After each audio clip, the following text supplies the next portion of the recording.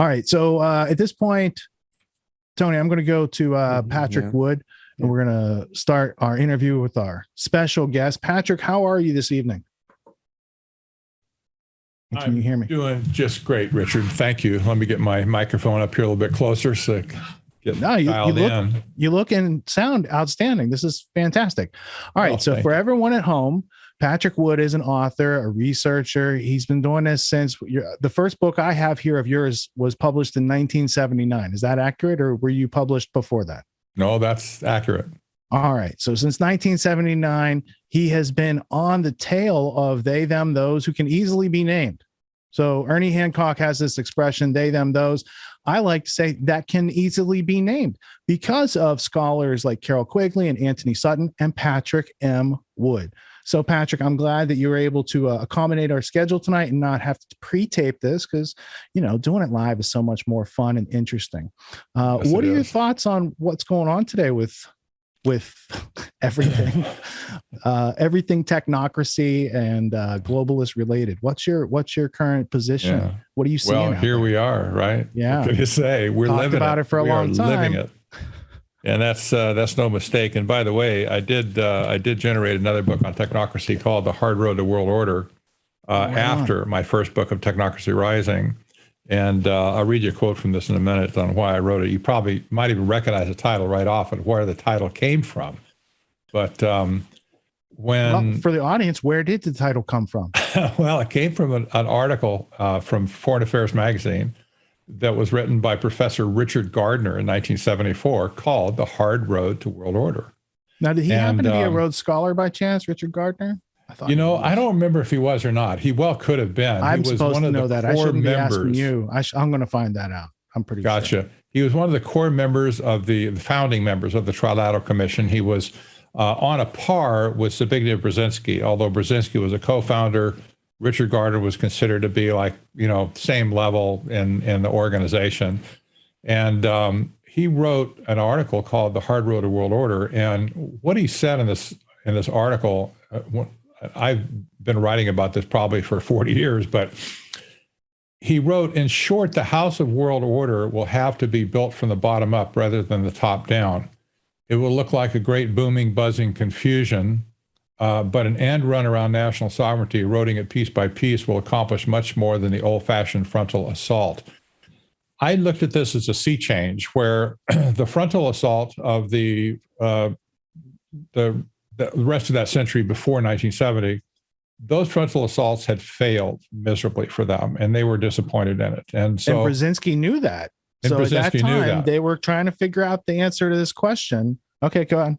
That's right. So they figured, okay, we need a new strategy. We need something that's going to be different than what we're doing. So let's drop the frontal assault approach.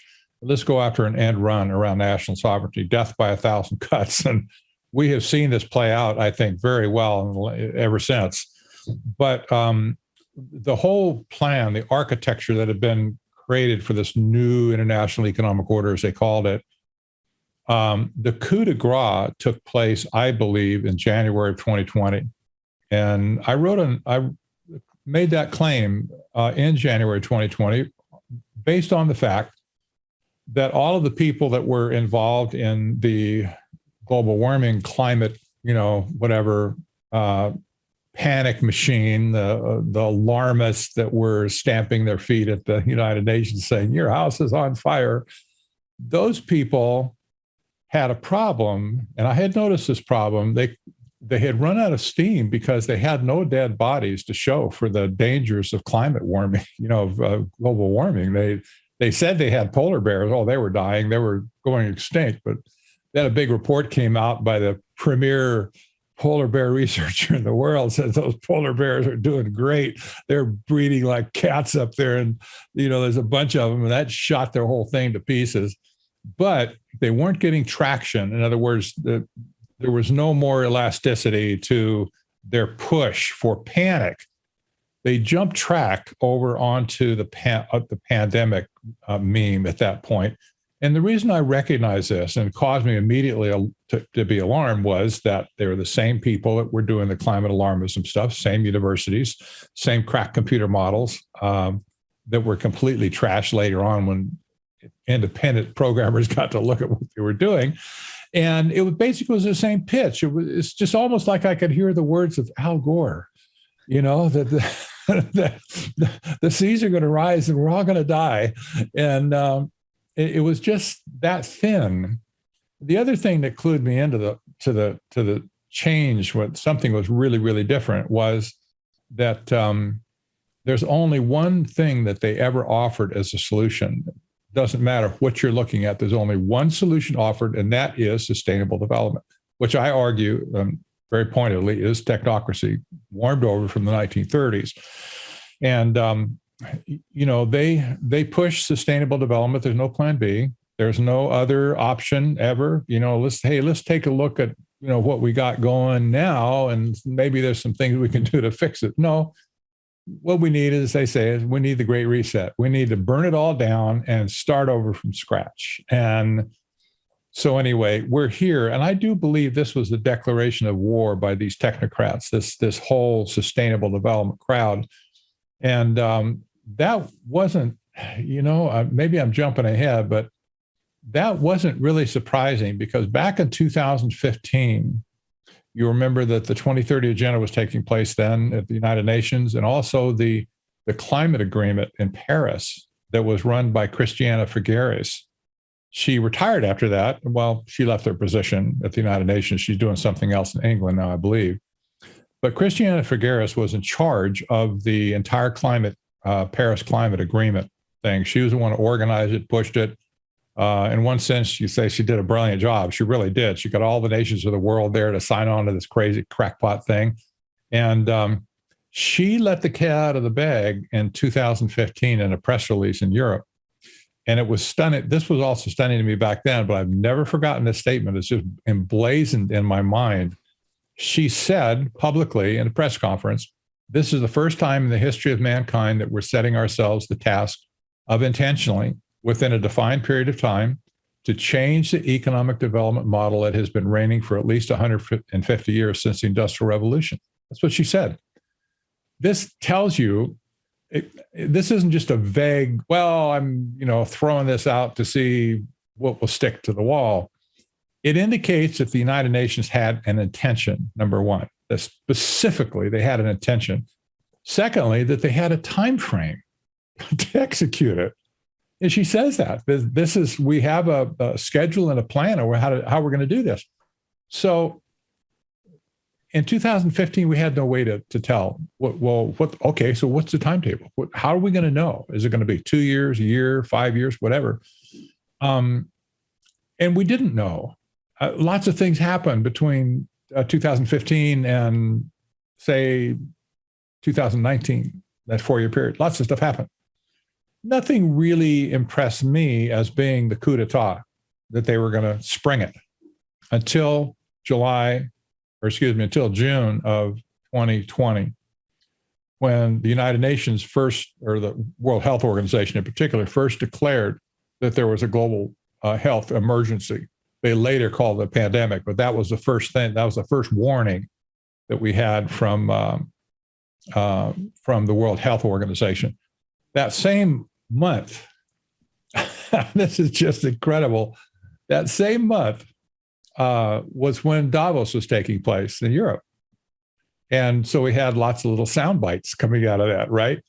And good old Mark Benoit, who is in charge of Salesforce, the CEO, major globalist, he got up and said, "Capitalism as we have known it is dead." He just said it. Boom. He also said it was cool to sit at that table because everybody at the table was one of his clients. Yes, exactly. And Angela Merkel got up right behind him and said, "Capitalism is the worst of all possible economic systems." Like, okay, the death crosses in. The hit job is nearing complete at that point. And then when COVID hit, man, I mean, it was all over. It just, in my mind, I saw everybody rushing for the keyboard or whatever to pump this to no end, and they have. And so here we are. Very few people recognize that war has been declared on the world, but one of the main objectives was to kill capitalism and free market economics throughout the world. It's an asymmetrical type of war. Yes. It's a war of the mind and the heart and the soul. It's not a war fought on a battlefield with tanks, guns, and bombs, at least not yet. Yeah, it's That's right. thus far been emotion based. They censor the information so you get emotional about what's left, and that takes the moderate people, and it's like a centrifugal force that sends them out to the edge and makes them more polarized. And I think that your observation is the world's on fire.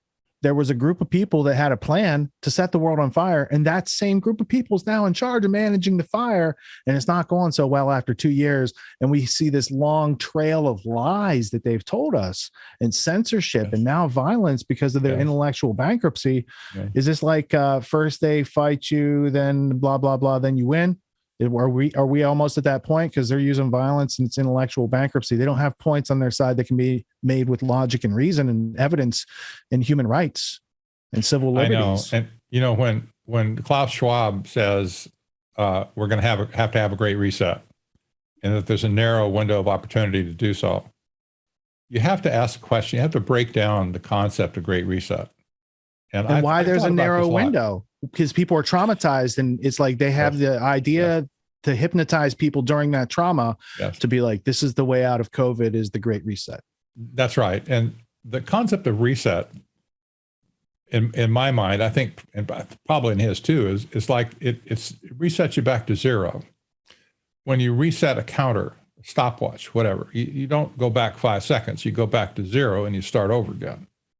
I think this is the most plausible context of when he says we need a great reset. That's reinforced by the fact that he said that you will own nothing and be happy. Getting from here in 2022 to 2030, where he refers that statement to, you'll own nothing and be happy. There's a lot that needs to change between now and then. And it's inconceivable that we, the people of the world, would own nothing, just, attritioning, somehow just dwindling away over the next 8 years. Something cataclysmic has to take place in their mind. This is their thinking. Something cataclysmic has to take place in order to so transform or kill capitalism so that sustainable development technocracy can rise out of the ashes and create their vision. When he talks about reimagining the world, well, I didn't know it was imagined in the first place. That's new to me. That's new kind of thinking. What does he mean, reimagining the world? Well, it's nothing good that people can hang their hat on, that's for sure, because, for all we know, the guy was in the head smoking a joint one night and came up with this vision. Or maybe maybe he was taking psilocybin or something, some magic mushrooms, and he had this vision. And I reimagined what the world should look like. And it's good, you'll see. Trust me, we're going to reset the whole thing. You're going to like it because you won't have to own anything and you'll be happy. This is absolute gaslighting of the whole planet, in my opinion. It's just incredible. You mentioned the concept of time frame. I think that's the key thing here, because I remember speaking with Richard. We talked about this back in 2020. They're behind on their goals even for 2021, let alone 2030. And then all of a sudden a pandemic hits. And I mean, that's such an apt observation. And to your point, climate change was too abstract for most people. Most people on the ground just can't feel or experience it the same way they can in a pandemic, or at least the way in which they pronounced and ran with the narrative of the pandemic and the various narratives. And I think also, Maurice Strong from the UNSET conference said something about entering a fourth world order. Essentially, so he mentioned this like they called it the Fourth World Congress back then. Yeah, and that's essentially the zero you're alluding to here, Patrick. With out of the ashes will rise this new, almost in a symbolic fashion of the phoenix. And I think to that end, capitalism is a mode of productivity, and they're trying to destroy the West, destroy productivity. They've reached the technology that they need for they think they have. They don't need more invention and genius in the world. They've got their people. They're working at, their Google Alphabet type companies for those projects. They don't need the rest of the people to, it's like they identify useless eaters as most people on the planet except them. And they've had plans for a long time to depopulate and I think this was all known, by the way, and even back as far as 1973, when Rockefeller, then the big money man, he was chairman of Chase Bank, huge influence in global finance throughout the world. as being one of the most prominent international bankers. He certainly had a lot of swing with like the Bilderberg Group, for instance, in Europe. And when Rockefeller was figuring out the future of money after the gold standard was dropped under Nixon, I think you saw the handwriting on the wall. I think a fifth grader with a calculator could have figured this out, that there would be a time when money would be useless. Just it would have been completely like horse manure at some point, and that they needed some other game plan. If they're going to protect their wealth, they could not dominate their wealth in terms of money, in terms of fiat currency, because it's guaranteed to be zero at some point. As musical chairs, and they knew it when they created and they knew it. I think Rockefeller, as a banker, understood this perfectly. The answer was to get a hold of the resources directly, not just to make money off the resources, but to grab the title to the resources of the world directly. Then whatever monetary system might come along later, if they own the resources, they would be calling the shots, because if you want to eat avocados and they're the only ones that got avocados, you're going to pay them whatever they say, if maybe it's going to be, Indian beads, but it doesn't matter what the currency is. They've got it, you want it, and you'll be a slave to it. You pay them or you're never going to see it. And I think the whole scenario from 1973 on, when they declared that they're going to create a new international economic order, and I didn't understand exactly what they meant back then. Neither did Sutton. I do now, I'm pretty sure. But when they said they wanted to create a new international economic order, they really meant new. We should have taken them at their word. New meant new. It's reminiscent of Bill Clinton when he got, when they tried to nail him, did you do it without what woman or whatever? He said, well, it depends on what you mean by it. It's like, well, excuse me, the word it is just ID. It's a word. Well, new means new. And it was too unbelievable. He calls it stakeholder capitalism? Oh, what a euphemism, right? That's like public-private cooperative partnerships. It's just legalese for plundering your stuff. And I apologize because I do know Richard Gardner. I have him from the Washington Post. I have him here, and I do have the full text of the Hard Road to World Order. It appears I've talked to Patrick before, and my brain's just getting older, and I forget these things. But yeah, he's definitely an interesting character in all this. I got some quotations, but yeah, thank you. That aspect of this continuing to go on for so long unchecked, because you're talking about 1973. That's the same year they do the Davos Manifesto, Patrick. Yes. So this has been going on well before you and I were born. We were born into it. And during your lifetime, you tracked 40 plus years of these characters rolling into high positions of political and corporate power, conglomerating and like distilling their wealth into this finite layer of only a couple big companies own almost everything. Things are tied back to patents and the crown and all sorts of crazy things. And then in the middle of that story, King's College, New York, better known as Columbia University, starts the Technocracy movement in 1932.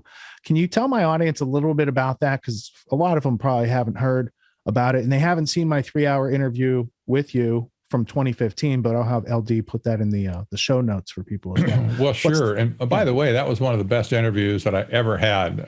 Partly was just because of you guys doing the job that you did, but I've had more, people write me and say, my eyes were opened by that particular interview. So thank you for all that back in the day. I don't know how long ago it was. Yeah, it was like probably 6 or 7 years ago. And it's evergreen too. If people watch that today, they'd say, this is what's going on in Canada right now. They see it clearly now. I know. It seemed like my childhood at this point. It was so much stuff that happened. But what Technocracy was, scientists and engineers at Columbia University got together and codified this thing that had been brewing. They called it Technocracy, but it was a scientific economic system, scientifically managed economic system. They felt that capitalism was dead. And that was the Great Depression, 1932, horrible time, lines around blocks, people just trying to get basic food. Unemployment was huge. There was 30 million people out of work at the time. It was horrible. And so these progressive engineers and scientists thought, wow, it's got to be up to us to do something new. So they set about, pencil and pad, to create a new economic system from the ground up, from scratch. designed the whole thing, and this is what they called it in 1938. This was their magazine, the Technocrat, that put out this definition. I'm just going to read it because it says everything that needs to be said. They said, this is a direct quote, "Technocracy is the science of social engineering." That's number one. The scientific operation of the entire social mechanism to produce and distribute goods and services to the entire population. The article went on to say there will be no place for politics, politicians, finance, or financiers. And then they said technocracy will distribute by means of a certificate of distribution available to every citizen from birth to death. That's the most concise statement of what technocracy was to them back then and still is today. I see this exact same phraseology, maybe not the exact same words, but I see the mindset coming out today like crazy. The science of social engineering. See, that was a big thing back then. Social engineering, animals, they believed people were just animals like dogs and cats, whatever, and they could be socially engineered. And so, hey, why not? If we're going to create the perfect economic system, then why not engineer the people to fit into it, make them docile and happy, and they'll own nothing and be happy. And by the way, the original technocrats had all the pieces of Agenda 21, like they were going to have no private property. That was out. Nobody's going to own anything. They were going to support people by issuing what they called energy scripts, where they would make an estimate of the energy going into the economy for the next, say, month or quarter, divide by the number of people, and they would just send out that many energy scripts to every individual. If you ran out before the end of the month, you're going to have to go borrow, live off somebody else. If you saved some up and didn't spend all your energy script during that month, you couldn't carry it over because it expired. So there's no way to make savings. There was no way to make any money. You couldn't leave anything to your kids. You're just living at the instance of the technate. And there was a book, by the way, written in 1932 that modeled technocracy. It was Brave New World, and by Aldous Huxley, who was watching it like a hawk. Columbia University was the progressive university in the world at that time, in the 20s and the 30s. And Huxley wrote the book Brave New World. If anybody would dare to go back and read it again, they will find completely scientifically engineered society. Everything was based on science. There was no political system. There was no hierarchy of, I'm going to go to the council and make a request. There's none of that. They told you what you were going to do, and that was it. They engineered the babies to be, like deltas and alphas and so on. This is a lot of what technocracy kind of looks like even today. And you see even Klaus Schwab talking about this kind of stuff today, and people shake their head thinking, oh, this guy's really nuts. No, he's nuts in one sense. To you and me, he's nuts. But this guy has a keen sense of history, and he knows where his focus is. His focus is on this resource-based economic system where everything is managed by the science of social engineering. I just have to throw that out there. We're talking about the early 1930s. It was the 1952, 1954 view, the United States House Select Committee to investigate the tax-exempt foundations. And then I think it was Renee Wormser, was the lawyer for that, wrote the book, Foundations, Their Power and Influence. When I was going through that book, it was all, and then around the 1920s and 1930s, so the Rockefeller and Carnegie foundations are infiltrating the university systems, particularly social science departments. That's what they're focusing on. So the time frame is perfectly in line with this new definition of technocracy, which just sounds to me, is it really new? So I throw a question back to you, Patrick. Is it really new, or is it just a different euphemism, a different terminology for what then was communism? Well, it was new in this sense. It had never really been codified before 1932. Okay. There was lots of discussion. For instance, the whole concept of Taylorism had already been established. Taylor wrote his book, The Engineering Society, whatever it was. He wrote that book in, I think, 2011. So there was a technocracy committee during the 20s. Pardon? You said 2011. I think it was 1911. Okay, 1911. Yeah. Whatever. Yeah. Frederick Taylor. Yeah. But absolutely, they were talking about it for a long time, but nobody had really written it down. This is where the scientists and engineers at Columbia University took that was their resources. That was their mental resources. It's like Richard has a library behind him. That's his resources, right? If he didn't have that library, he wouldn't be talking about what he's talking about today, because he never would have read the books. So they had a body of knowledge behind them where they had been discussing things, and certainly in the university and certainly outside of it too. There was lots of coffee house discussions and stuff in New York City at that time. So undoubtedly it had been talked about for a long time, but nobody really written it down and advanced it to the point where they actually produced, after they left Columbia University, the Technocracy Inc. movement actually wrote a book called the Technocracy Study Course. And that became the Bible for technocracy. So I think it was 200 odd pages, 8.5 by 11, and contained lots of information. I think that probably was the summation of everything that they put together at Columbia. Well, you think about it this way, the 19th century provided the philosophical basis between Hegel and then appropriating Hegel's ideas with Marx and Engels. Think about this sort of dialectical process, material process. But then you have the positivist movement, the analytical tradition. The 20th century brings about this rational, scientific, more methodical way about implementing this sort of like dialectical process and creating this like new, essentially utopia, but through rational scientific means. And it reminds me of Taylorism with John Dewey, utilitarianist and pragmatist as well, at least in education side of it. You know, you see this sort of functioning of building everything out from this sort of modeling as everything is a closed system and can be perfectly extrapolated. Well, from that's there. the idea of ecology. That comes sure. To Britain. You see it everywhere. Time. You see it everywhere. Same time. Yeah. So there's 3 points System, there. Yeah. The 1800s, there's a lot of talk about controlling people for their own good because they kill us with kindness. You know, they're nice people. But it was only in the 1900s that they had codified scientific methods to break down human behavior and cybernetics and to develop technology to support the use of collecting information and surveillance and all these things that Brzezinski brought to the fore with his offering. The other idea was they're right insofar as you can control people like animals if you take away the elements that make us human. So my offering would be what makes us unique to pigeons or other animals that they kind of train through operant conditioning, Skinnerian training, these sort of things, is that we can think and speak. So our soul and our spirit, if we are not using and engaging those and we forego those, and we just act as our animal instincts, we are very controllable at a base mental reptile brain kind of emotional fight or flight level. That's the pandemic mass formation psychosis crowd right there.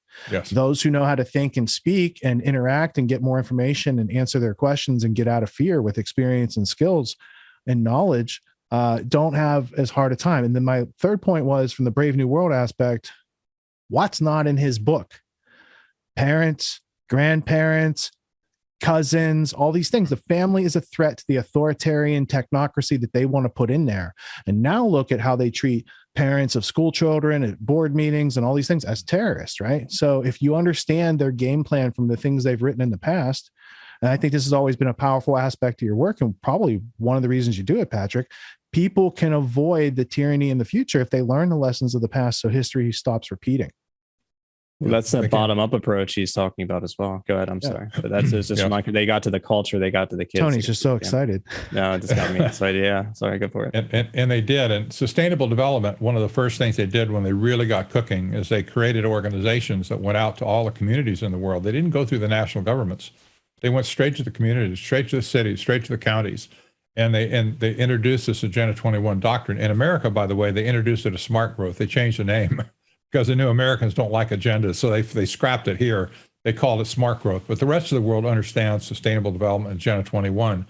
So they went to all the cities in the world directly and convinced them to do this. And all of a sudden, and of course, it was voluntary, but they had ways to explain it if they wanted to do it. They used the Delphi technique. Pardon? They used the Delphi technique. That's to right. Get predetermined outcomes at these meetings. Exactly right. And the poor bumpkins that lived in these communities had no clue what was happening to them. I'm sure I've met too many, talked to many of them. They had no clue. When you explain it to them, they go, oh, gasp, I can't believe that I, fell into that. But they went, just like Richard Gardner said, bottom up, and they did it to us. And as I'm looking at possible solutions, and you guys, I know, have hit the nail on the head on this, if there's going to be any solution, it's going to be from the bottom up, not the top down. Never going to happen from top down. It's going to be a bottom up revolution of some sort to reform your own communities and where you live. And you need to insulate it, you need to build a firewall around it, to throw these ideologies out, number one, and then put the ideologies and policies in that suit you. whatever that might be. You mean we're not going to do it with the inclusive capitalism crowd that says we have 1/3 of the world's investable wealth in this room and we're going to fight poverty? That was 2014. And those are the same group of people that partnered up with the Pope during the Great Reset. How's it going? Have they solved poverty yet? I see more poverty. I see more businesses out of business than ever in my lifetime. I know. We know that the whole business of the promises of the Sustainable Development Goals that were created, 17 of them with the Agenda 2030 agenda. The first 10 at least out of that were complete carrot and stick, con job, false promise. Here's the candy, here's the benefit. Here's what we're going to do this for you. I mean, you couldn't get a better demonstration of fraud if you went to, the worst used car salesman in town. That's going to just lie to you the minute you step on the lot. Well, I remember when I first read through Agenda 21, one of the things they talked about in here was that they wanted to end polio. So they were going to vaccinate people. This is the year 2000. This isn't 1954. I was like, wait, the excuse for vaccines is always that they eradicated polio with it. And yet here's Agenda 21 saying kids have polio, we still have to vaccinate. And then you find out, you dig into these things. It's like Bill and Melinda Gates are giving kids polio through the vaccines. And I was incredulous. I was like, no, they're not. That can't be true. Oh, they're banned from all these countries because they're doing that. That was before the COVID pandemic. That was their test run to see if they could do these experiments on people in Africa and other far off places and have the media kind of present it in a very Mr. Rogers kind of way. That's right. I know I'm sure you have an electronic copy of that book. I have the book too, because I used to carry it around to smack the deniers with. You don't believe Agenda 21 is real. You think it's a conspiracy theory here. It's a big book too. That's right. It's a big book. So, hey, let me slap you upside the head with this book and you tell me if it's a conspiracy or not. And then we'll go from there. But I have the electronic copy of that book. And the reason I do is I can search it, right? I can type in a keyword and search it. If you search for genetic resources, you'll find 60 mentions in the book. How many chapters? 40 chapters? I forget how many pages. There are 60 references to genetic resources. And there's a couple of other terms related to genetics where you find 40, 50 mentions throughout the book. This was a major theme, not only in the Agenda 21 book, but also in the Biodiversity Treaty, which was, oh my gosh, it was like 1,500 pages. The book weighed 15 pounds. And it was the parallel conference that happened with Agenda 21. It was more the practical side. Okay, well, what's going to be sustainable? What's not? Well, golf courses are not sustainable, for instance. So, they wrote a thing on that. You got to get rid of red meat because, cows fart too much and whatever. And there's 1,200 pages of that. It gives you a major migraine to even think about reading it. But throughout that whole thing, genetic manipulation was really the definition behind the word biodiversity. You see a very subtle shift. What most people think of as biodiversity is not how they define it within the Agenda 21 document and the Biodiversity Treaty document. The biodiversity assessment document clearly says that genetic resources are really the genetic resources that are there to be manipulated for the sake of improving the world. In other words, so they think biodiversity is, this is a takeover of all genetic material on Earth, essentially. When messenger RNA started to be injected into people's arms and stuff, knowing this about how they have been working forward with engineering seeds and animals and insects and fish and pretty much anything that lives, they've tried their hand out, using CRISPR or whatever to genetically modify these things, these living things. When they started putting or announced that they were going to put messenger RNA, synthetic messenger RNA that had been genetically engineered, that again sent off a huge, huge alarm in my mind, because not only was it experimental, but the way they were going about it was the bum's rush. They were desperate to hook humanity into this gigantic biodiversity experiment of changing life on planet Earth. And it's like, whoa, wait just a minute. Whatever. If you want to take that and hack your body, that's your business, but you ain't hacking mine. So we see this, we look back in history. I love your title here of forensic historian. I wish I was a historian. I should have majored in college. I wasted my time studying economics. It was totally useless. I had to relearn everything. I got out of college. I was so disappointed. I got my first job and I said, man, everything I learned just crap. Nothing worked. So I had to learn everything all over again. Fortunately, I ran into Tony Sutton and he helped me out. But, looking back at history and slicing and dicing where this stuff came from, it was in our face in 1992, and we just didn't see it. There were critics that wrote books after that said that the main stake of the Biodiversity Convention was to protect the emerging biotech industry. It's like, wow. I mean, who even understood what the biotech industry was back then? I mean, it's like, okay, well, that's something out there. I don't know what that is. And, I don't know who runs companies like that. Never heard of one. Never saw a paper by them. But, you just let us slip and then it kind of falls into the dustbin and you don't pay any attention to it. And now that we're getting, the world is getting these injections, it's like, holy moly, we're living this now. We're living what they started in 1992. And I hasten to add too, Richard, you didn't ask me to add this, but I'm going to add it anyway.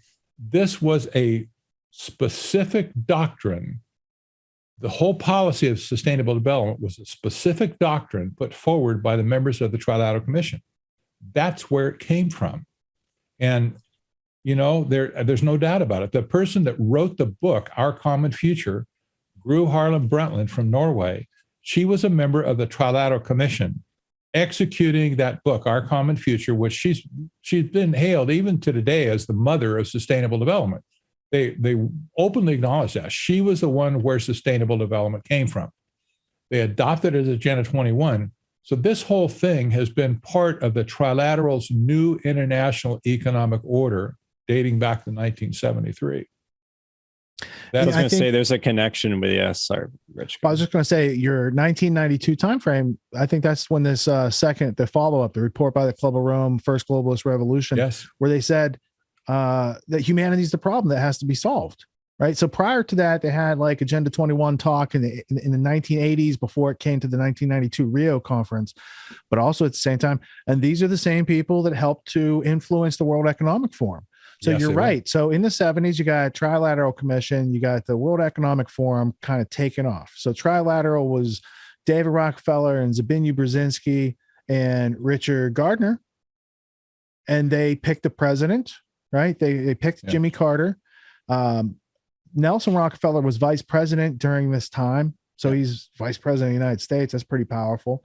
His groomed dude, Kissinger's out doing his work. So Brzezinski is David Rockefeller's protege, and Kissinger is Nelson's. And they're like the bookends on American political statecraft, from the pro-communist Kissinger supporting Mao and Pol Pot to Brzezinski fighting the Cold War in some ways I might have even agreed with before I knew more about Zbigniew Brzezinski. And he also wrote famously in Between Two Ages, but also Political Power, USA and USSR. The Stasi had the ability to collect all this information, but they didn't have the technology to put it to work, and that we needed to create technology in the United States that would allow all this surveillance to work cybernetically to control the population. And that, coupled with dumbing down the education, puts people on that stimulus response kind of animal mentality where they can be easily controlled. Yes, you're exactly right. And the science of social engineering has been at work for a very long time. I did another interview this morning. I had almost, I think, 4.5+ hours of sitting in front of the screen doing video with the grand jury that's taking place right now. Oh, that's awesome. Because I was going to say, didn't see you on the grand jury and you should be on there. And now I'm excited to watch latest grand jury. I was there today and I'm going to be there next Sunday too. And it was like, it's listening. I mean, you have to listen intently to these people because they speak other languages too. That makes it even more difficult for an English speaker. Got to listen very carefully to what they're saying. But, we talked about these issues. I almost lost my train of thought here. I got tickled by how tired I got after for all these hours. I know it's nothing for you, but for me, it's a big deal. No, I respect that you could do 4 hours with the German lawyer crew over there and the Q&A. I mean, that's heavy duty. And Yeah, thank you for making time in your day to do this, because you didn't Yeah, have we to. appreciate it. Yeah. Yeah. Well, it gets me wound up. That's all it does. I mean, I get excited listening to these other people because I'm absolutely brilliant people. And, I just so enjoy listening to an outside the USA person talk, because they're all saying the same thing, but they got a slightly different, cultural background to them. Yeah. And I really appreciate that. It's just, it's good to have confirmation on the things that we know for sure. But then again, they have cultural sensitivities that we don't have. And that's really important, I think, historically, to look at that too. Now I completely forgot what I was going to say. What were we talking about? Just want to bring up real quick. We mentioned the Agenda 21 massive tome, 51 matches for genetics, and then if you type in genetics, I think there's a couple more. Yeah. So, or genetic something. Anyways, one just real quick, the first one that came up: develop basic science research in such areas as plant taxonomy, phytogeography, utilizing recent developments such as computer sciences, molecular genetics, and an in vitro cryopreservation. Does not sound like Brave New World? And that's just the very first one. Sounds like Demolition Man. Yeah, that's my brain. Yes, it does. It also sounds, I was thinking Lawnmower Man when you were talking 1992. I was like, yeah, that's the metaverse right there, Lawnmower Man. And you can see, they take mentally disabled people and they empower. We must be living in that day and age now when we can do that with technology. Oh, that's not what they're going to do with it.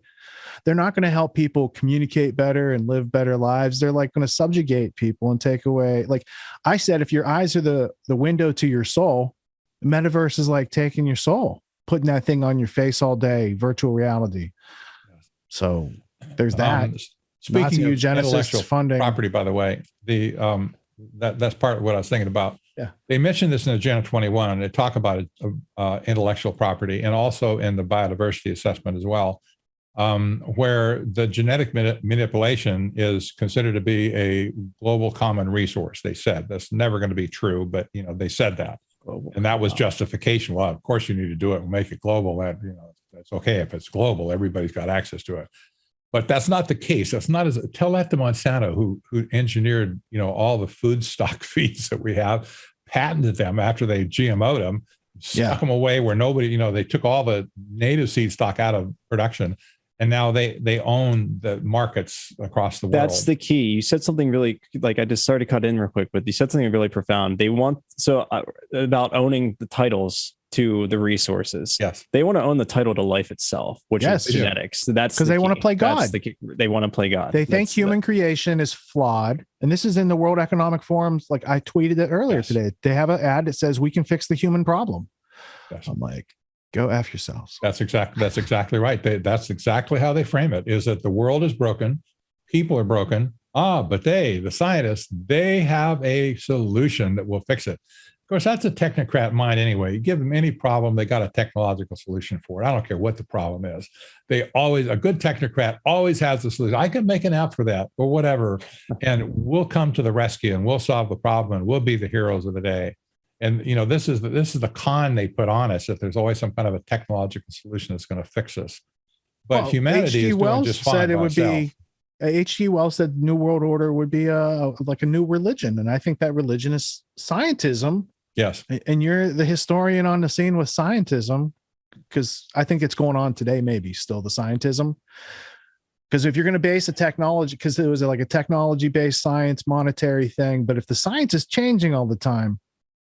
Yes. The political science, the social science especially changes. How are they going to keep that on lockdown? So what is the idea of scientism and how is it distinguished from science? Scientism is behind both transhumanism and technocracy. That's why I call them the evil twins. They are joined at the hip by scientism. And of course, neither one of those crowds will admit that they're into scientism, but it's just, we don't need them to admit it to understand that they're dealing with scientism here. Scientism goes way back philosophically, as you probably know. You trace back at least to where it was really catalyzed, I think, with Henri de Saint-Simon in France. And he was the first one who really said that we need to have a priesthood of engineers and scientists to administer science to society. And he wanted to create a new religion that was just focused on humanism and what man can do for man, that sort of thing. But it had altruistic designs, but when he said that scientists are better than all other men, he fell out of bed on that one. That's not the case, but they think they are today. They're better than all other men. And that's a bad way to get out of bed in the morning, in my opinion. You look at the mirror and say, oh, boy, I'm better than everybody else. That's just not the way you want to see somebody that's in policy position, to get out of bed and say he's better than everybody else. But this is the concept of scientism. It replaces God with science, where science becomes a God. Science becomes the omniscient one, especially today with Google and the like. And this explains Fauci prayer candles. Yes, that's right. So scientism today is the priesthood of scientism is so obvious today.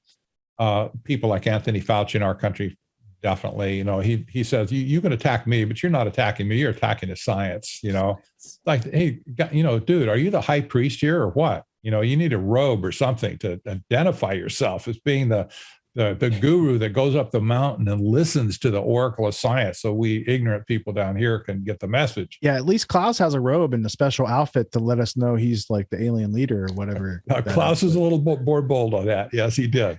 Got himself a nice brand new outfit. Oh, geez. I always find it interesting that the concept of science was developed by human reason and philosophy first. It always seems to stand subordinate to philosophy, volition, the ability to make judgments and determinations with free will about how it can be or should be implemented or understood. And yet they reified it to be deified to like some sort of standpoint that stands above the human condition, but was understood and developed and deduced from the human mind. That seems to be a contradiction. There's science and it takes work.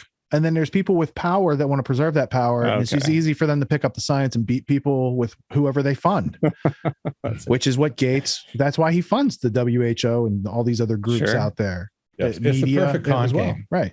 It's the perfect con game. And you might remember the story. I think I included the story in Technocracy Rising about John D. Rockefeller's father, who was a snake oil salesman. Literally, he traveled from town to town selling snake oil. I mean, it was medicinal cure for anything. And I think it was made out of oil and a laxative or something. Petroleum. Like that. It was actual petroleum that was floating on the river.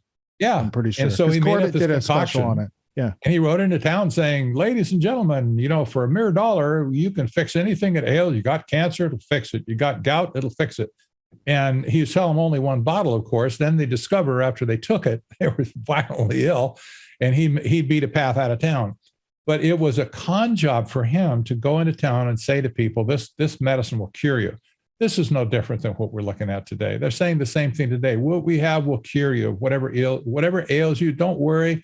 Take this, it will cure you. This has been the same con at the Rockefeller. I mean, going back to I think it was 1880, around that period, where he was doing this. It's a wonder he didn't get hung. I think he died at like 96 or something. He's really an old man. So they didn't get him during his lifetime. But they're pulling the same con today. It's just as thin as a sheet of paper. But it's believable, apparently, because people keep buying this stuff from them. They keep going on with it. But scientism is the reason scientism is really dangerous. It excludes all other sources of truth. If it can't be discovered scientifically, they throw it out. They simply will ignore it and throw it. They just reject it out of hand if it's not scientifically discovered. That means that all systems of ethics out the door, all systems of morality out the door, most religions out the door, Christianity, especially the Bible, they hate with a passion, out the door, myths and totally unscientific, etc. So yeah, is kindness and love part of science? And if it's not, these are people who are fine with that. Well, I know. I don't, I want to say to these people, if I could talk to any of them today, you can't prove love in an algorithm. Can't prove it. It's immaterial. It's not touchable. It's not feelable. It's not, whatever. You can't prove that love exists in a test, any kind of scientific experiment. So I want you to go home and I want you to tell your wife tonight that there's no such thing as love. And I'm sorry, but I don't love you anymore. See where that gets you. It's like, well, you bloody fool. Do you have any piece of humanity left in your life that you cannot understand, that you can love your children and that you can, you do things outside of the scientific realm every day? but they don't acknowledge that. They just ignore it. Well, that's just anecdotal. That's not proof of anything. Just the way it, kind of the way it is, and I can't explain it, so I'm going to ignore it. Yeah, these are fans of Norbert Wiener's books. Human control, human use of human beings. Human beings, yeah. Yeah. I did a seeing everything as clockwork oranges. I think that's also the Achilles heel on their side, that they're trying to destroy freedom and love and family and these other things that they don't understand for themselves. So it's very hard for them to destroy it. I mean, they keep whacking away at it, but they're just making people stronger right now. They are. And we talked about this in this morning's testimony. I think there was 4 of us that gave testimony this morning, and we kind of had this discussion along the way. Where we're headed with this right now, there's the burning match is being passed around right now. It's just, we're so close to burning the whole system down. The financial system is hanging by a thread. The economy is hanging by a thread. I mean, there's just so many triggers right now that could happen that would just blow the whole thing to kingdom come. Let's just say that Klaus Schwab's greatest dream would take place and the whole economic system would burn to the ground, completely burn to the ground, where we're pushed back into a quasi-agrarian society again. That probably won't be quite that bad, but it would be pretty bad. I mean, even after World War II and the bombed cities, the people came out and they kind of put their lives back together. And not all of them died, obviously, wouldn't be here today. But let's say the worst happens and it completely burns down. There's only 2 possibilities going to happen on the other side of that. One is the Klaus Schwabs of the world are going to be there offering solutions to us, right? They're going to say, hey, yoo-hoo, we're over here. We have universal basic income for you. We have, sustainable food, et cetera, available for you. If you want it, here's how you can play. You take our card, you take our system. You have to believe in it, of course, and take our brain chip. That's right. You do whatever we tell you to do, and we'll let you live. Basically, okay. That's one possibility. The other possibility is the people that lived that survived through the burning to the ground are going to look at these people and say, "Get the hell out of my life." They're just going to say, "You get out of here." They might even do it before everything burns down. Because if you look at that goal of Klaus Schwab, right? It's not just Fauci that said we want an excuse to use mRNA gene therapy on people, but we have to use the egg fertilizer vaccines until some crazy thing happens, right? That would give them executive control, emergency powers. Klaus Schwab's like, I'd like to do this thing. And what would you need to do that thing to return us to the Stone Age? Now, H.G. Wells wrote The Shape of Things to Come, and then it was made into the movie in 1938, Things to Come, by the MI6 filmmakers. Yes. And the idea is there's a big technological gap, that there's society goes back to the Stone Age, except halfway through the movie, spoiler alert, Wings Over the World has all the technology and they come over and they're in charge of everything. This is what they're trying to do, in my opinion. Yes. And I think it's not just your opinion, Rich. It's real quick, let me just get this on the record, but New 40, it comes from, let's see here. It's called The Advancing Digital Agency, The Power of Data Intermediaries, February 2022, World Economic Forum. Yeah, they're not looking at how to get you early treatment. They're looking at cyber polygon ways to take away all your technology so you're back in the Stone Age. Yeah, essentially, it's exactly to what you and Patrick are speaking to. Right now they're wargaming how to get the digital ID in place, especially through the vaccine, digital ID, vaccine passport. That's the number one goal. And I said that was the number one threat to freedom. There's many threats to freedom, but to me, that's that getting people to sign up for that illusion of a digital ID and the security that supposedly comes with it. But I'll just read a quick thing here and go back to the conversation. The 46-page document called Advancing Digital Agency, The Power of Data Intermediaries claims that because a digital ID will be used for authentication in virtually every aspect of your life, from financial services to travel and commerce, the technology could, quote, enhance privacy protection and reduce rise of identity fraud. Of course, that's how they're framing it, but we know what the real goal here is. So it goes into more detail about that, but I had to get that on the record with what you guys are talking about, because it's just exactly February 2022 report, exactly what they're and if you don't pay to happening right now. That's what they're interested in. Wargaming how to get that digital ID in place. Yeah, and if you don't pay to participate in that society, you're going to need some Bruce Willis type of surrogate that you're going to pay for to go into Dubai and do business with that person, and you rent a surrogate via, they have a future. They're paying it out for you on all these movies and dystopian features that they've put in front of us. And now they're just having their way with a lot of the world, unless you're one of the truckers, probably. Well, the one thing that they have not come to grips with is that if they burn the system down, people will be forced to make human connections again. And they won't have control with them. They won't have control of them. You remember, well, I don't think, you may not remember, but there was a time years ago when the lights went out in New York. And people were saying, oh my gosh, New York is going to burn to the ground because there's crime and there's stuff on the streets going on all the time. And they said, oh, it's going to be horrible, horrible. It's going to be disaster for the whole city. There's going to be hundreds of thousands of people are going to get killed and mugged and robbed and everything else. What happened is the people came out in the street because lights were out in their house. It was dark. Their refrigerators didn't work or nothing. So they said, hey, let's go out in the street. They looked around and said, dang, I've got neighbors. And all of a sudden they start hugging each other. They start talking and helping each other and, you know, helping people get along. And the human connection was made again when people were forced out into the street because they couldn't do anything else. Okay. I kind of look at that and just, you know, speculate myself. If they burn the system down, it's going to force the remaining people, hopefully all of them, but it's going to force the remaining people to make those human connections again. That ultimately, in my mind, is the only hope for this world, is for people to get connected to people again. And the whole isolation thing with COVID, the whole COVID debacle, I call it the Great Panic of 2020, is to isolate people, get them isolated, hiding out in their homes so they don't dare come out, hiding behind masks so nobody can know them or recognize them, staying 6 feet apart so they can't easily talk to each other or nudge each other in a line and grocery line or whatever. They've been working on this psychological weapon to keep people isolated so their mind goes a little bit squirrely. But if the system burns to the ground and they lose control of it because people now are making those human connections again, they will not be able just to waltz in and say, hey, we're taking over this whole thing. You're going to do what we say. People are just going to say, no, you're not. You're not going to take it over. We don't need you. We don't want you. We don't need you. And we'll take what little we have here and be happy with it than taking all of your abundance and being miserable with it.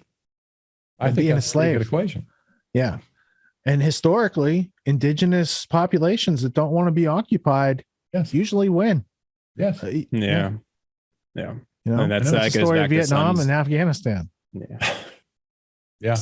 I mean, it's the analogy I think of is just to war, of course, but the Christmas truce when they discovered that humanity again between the two trenches. So no, you're right. It's a tenuous situation for them to be, because they have to keep people isolated while at the same time they have to crash everything, including anytime you're trying to put people at odds with each other to kill each other that don't have personal beef with each other, it's a tough thing psychologically for them to get that to happen. They have to have ritual and medals and threats of court martial and all sorts of Prussian education type of situations going on with that.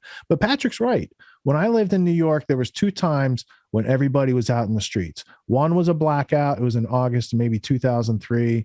Like the whole East Coast was out and everybody in New York City was like block party everywhere. There was it wasn't a big deal.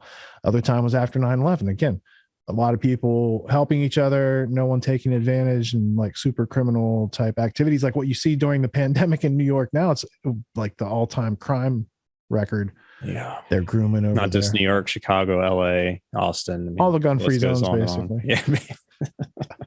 Patrick, what do you know about these? So there was like these robber barons who were into eugenics and they may have funded the Nazis. And after World War II, these people got a lot of power in molecular biology and the transhumanism and all these sort of things started percolating. And it's perfectly fine. It's separated from what Hitler did. That was bad eugenics. But what these people do is molecular biology and it's Rockefeller funded. So what could go wrong? But you know, the idea of that they want to own life itself and perfect something that's imperfect in their eyes, that's like should set up red flags for everybody. There's a long history to it though, and I know you know a little bit about it. Oh boy, there sure is. And there's a book, I don't know if you've ever seen this book before. It's called Nazi Oaks. No, I don't have that one. It's written by a gentleman by the name of Mark Musser. And he spent a lot of time in Europe doing original research on the Nazi movement stuff from the perspective of the Green Movement. And he found that that all of Hitler's mechanism was more green even than the ecological crazies are today in the world, Green New Deal people. Wow. And that, everybody kind of focuses on the military, on the persecution of the Jews and others as well. Lots of blacks got killed, not gypsies, they were worthless people to them. But nobody paid a lot of attention to the ecological greenness of the Nazi movement. Musser did a great job at it. It's very scholarly. He did a lot of original research that said he went to those places, interviewed people. He looked at original documents and stuff and has discovered what really went on. It was really amazing. If Hitler had had the tools, the scientific tools that we have today, we would not be having this conversation today, probably, because he would have slam dunked the whole thing back then if he could have. But his idea of genetic manipulation is they didn't have any tools to do that. Mostly was kill everybody you don't like, or at least you don't like the way they look.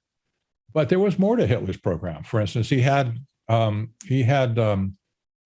clinics set up where certain types of women were invited to give birth to babies who would breed with SS soldiers, mostly officers. And they would have their babies, and 10 days after they had their babies, they would take the babies from the mother and kick the mother out. And those babies would grow up in an orphanage. It kind of reminds you a little bit of Brave New World, I guess. Yeah, just a little bit. Oh, that's how they did it before they had the robots, exactly. In the hatchery. But Hitler was a microcosm of everything we see today. Everything is just, it's just so, it is so identical in context as well as, and I'm not saying that Hitler was the one that discovered technocracy. When Technocracy was started here as an organization in 1934, immediately in Germany, a German chapter of Technocracy popped up. And a lot of science and engineers ran to it. They published the American magazine over there in German. They translated and published it in Germany. Hitler outlawed the movement because they didn't want any competition. But later they found out that technocrats survived into his administration, into the various columns of power that he had, that he always liked to keep separate. He didn't want anybody talking to anybody else, in these columns of power. We found out, or scholars found out, that there were technocrats in every one of his columns of power who were, quote unquote, breaking the rules, wink, wink, and communicating cross-column with each other for a common purpose. And it was pretty scary. But those technocrats that were dyed-in-the-wool technocrats, just like the ones at Columbia University, they survived the war. Most of them did, because they never went to battle. They never went out and carried a weapon, and they didn't get bombed out. The ones that lived survived. Most of them came to the United States under Operation Paperclip. At the time, top secret. Nobody knew about it. Since been declassified, we know now. But they brought, I forget what the number was, 280 or I don't know how many people they brought over. Top scientists like Werner von Braun, for instance, the famous rocket scientist. They sanitized their record. They gave them new identities in many cases, and nobody ever knew that they were from Nazi Germany and that they did atrocious things in Nazi Germany. They probably most of them been hung, but they came to America and got a sanitized reputation. They went into universities and went into our national laboratories. They went into our rocket program, into the Air Force, and the top military echelon research and so on. And they gave birth to children who I sure survived in the system as well. But technocracy and Nazism did not die when Hitler committed suicide. There's no doubt about that in my mind.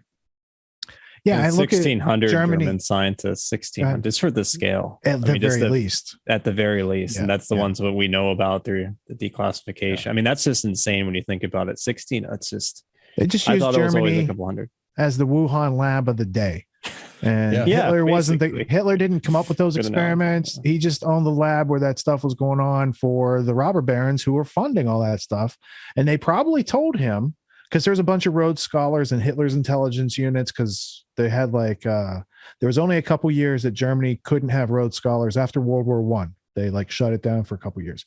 But he had a bunch of people in his establishment that were for the enemy. And so Hitler was probably told, hey, we're going to help you do this thing. You're going to take over the world. But really, they needed to do that to get Germany out of the picture so the British Empire could take over the world. Like they're doing with Xi Jinping now with the CCP in China, Kind of potentially, like that. or other places. Just, yeah, They don't need new plays when the old ones keep working. that's true. That's right. That's right. You ride the horse until you can't win a race anymore with it. That's right. Then you throw that horse out and get another one that can. Speaking of the Queen, heard she has the COVID. Stay safe. She's got the triple jab. King Charles wants the throne. It just seems weird, right? Because they're going to have a coronation, but then after 2 years, the Queen falls ill. So God save the Queen. And we wish her well. Well, I don't know about that. I have to say, if Hitler today is looking up from the flames of hell, he's probably kicking himself. He wasn't born Chinese. He's saying, "Stop blaming me for Wuhan to have Trudeau." control of that virus lab. Right. He probably would have really liked that. And all the social credit score system, all the other technocratic systems they have in place. Yes. He would be drooling at the mouth over what they have available to now in regards to technology. I don't know how much I brought it up in my original Technocracy Rising book, but when Brzezinski brought Chairman Deng Xiaoping to the United States to normalize relationships, so it was 1978 under Carter. That was a major event, by the way. People it was really huge because China was like North Korea. Yes. It was a swamp. It was a train wreck. They had no economic activity, no system in place. Brzezinski and crowd and the Trilateral Commission crowd did not teach Deng the principles of free market economics. Not a chance. He taught him technocracy, scientific engineering. By 2001, Time magazine, which is one of the original magazines wrapped into the Trilateral Commission to keep their mouth shut, they wrote an article and said point blank that China is now a technocracy because it had been taken over by engineers and scientists and it was being completely engineer society, period. Of major multinational corporations that all that capital is flowing over there and they're building this sort of like top-down society, which is now half owned by the CCP, but it doesn't really matter. It makes sense. David Rockefeller says, von Mises for me, technocracy for you. And look at what the Foreign Affairs magazine was saying when COVID started, for example. China, good. America, bad. We had Dana McCarthy. Remember, we did Economist, the Rothschild-owned Economist, was also saying, "Look at that." It was Chinese article after article. Like, look at what they can do to control their population, control the virus. Look at their numbers. America, democracy. Individual rights. These things are very messy. We can't control the situation as well. Those are the cracks of the whip, and you're supposed to obey those. You can see them starting to position offerings they give you to go on.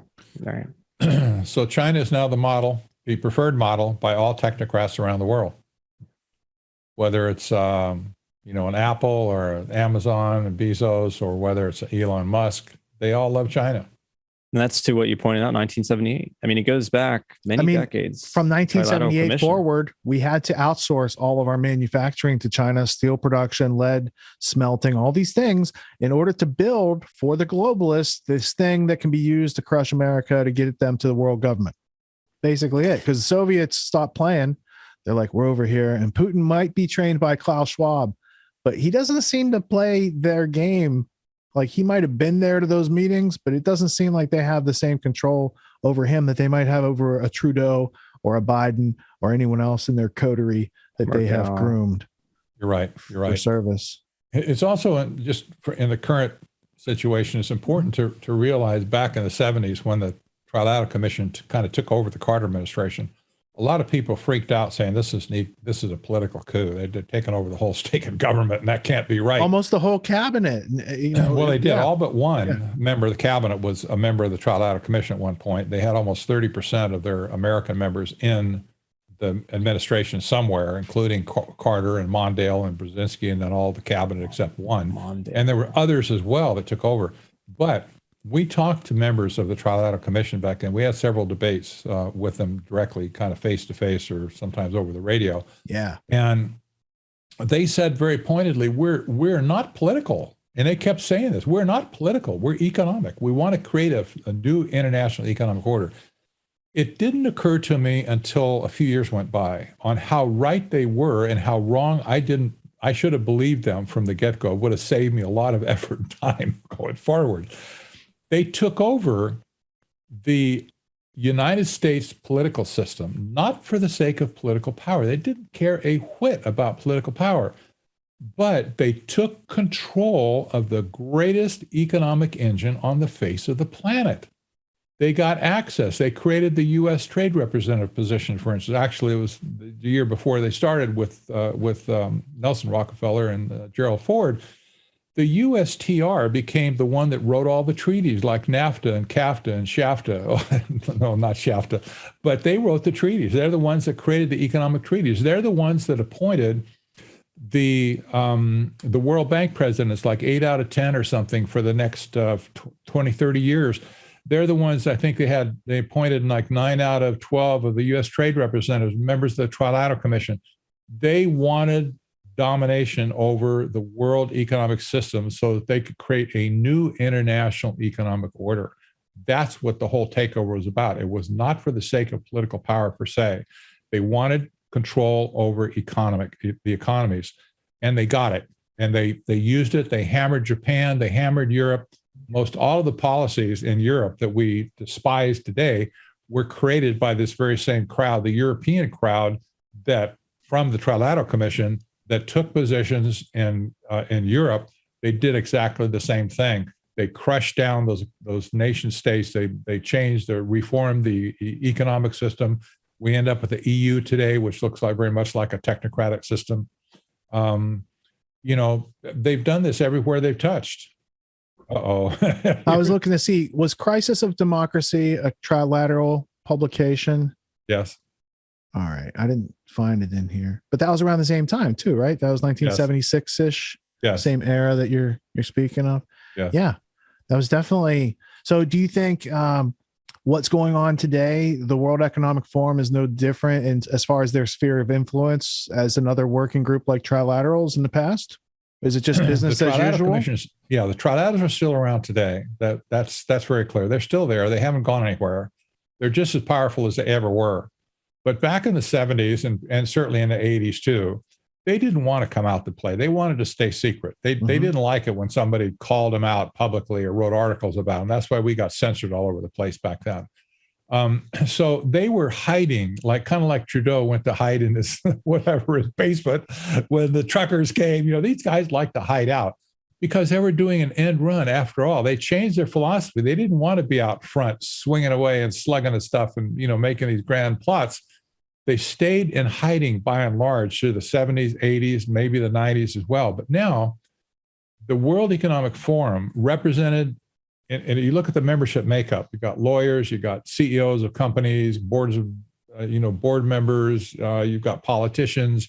You look at the membership today, and it's strikingly the same as the membership mix that you had in the Trilateral Commission back then. Very similar. And so today, the difference is, and they're spouting a lot of the same verbiage that we had back then with a little more technology added in, but same thing. They've changed their position. They're not willing to hide anymore. They're right out in your face, completely in your face now. And they're putting out the most outrageous things on their website. It's hard to believe that they're actually saying these things. And I know most people might look at it and say, oh, that's got to be a joke. Somebody's got to be pulling a joke on that one. They put something like that up there. But no, they're dead serious about what they're talking about, resetting the world right now. This was the plan from the get-go.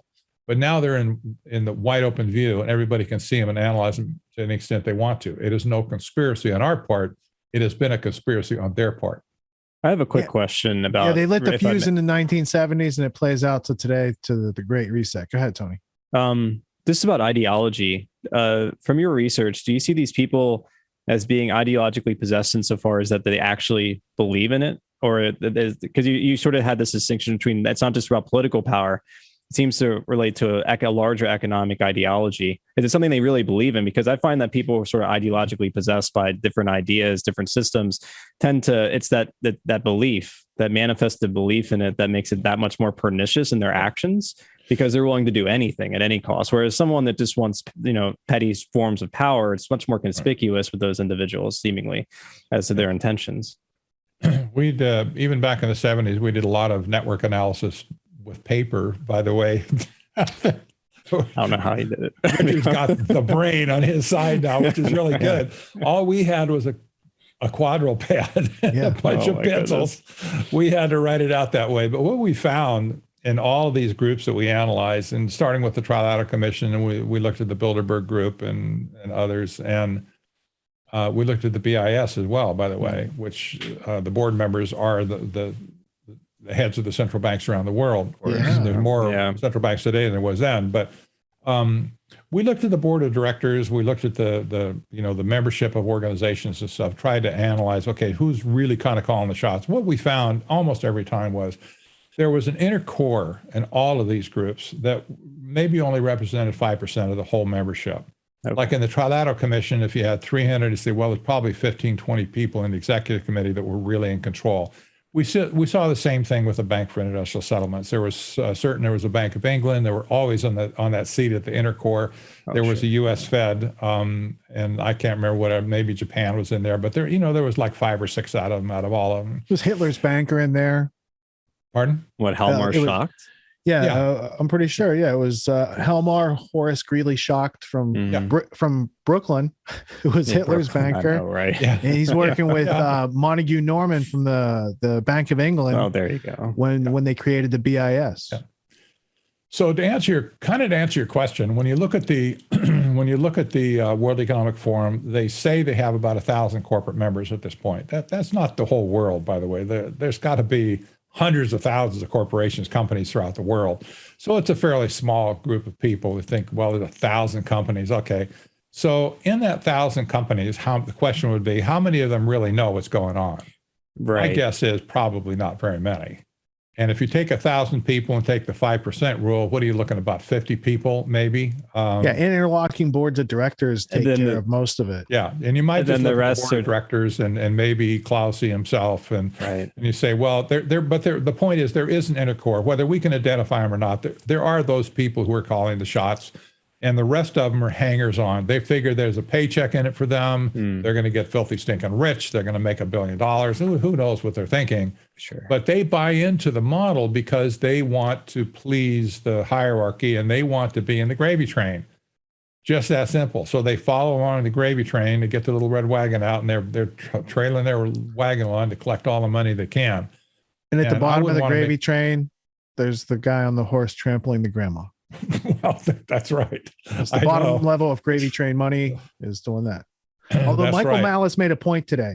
He said, how much money would it take for someone reasonable and rational and ethical and moral values oriented to do that? And the answer is no amount of money. So his point was they would do it for free. It's not because of the money that they're doing it. It's the position of power that they're offered. Yeah. Yes. It takes somebody.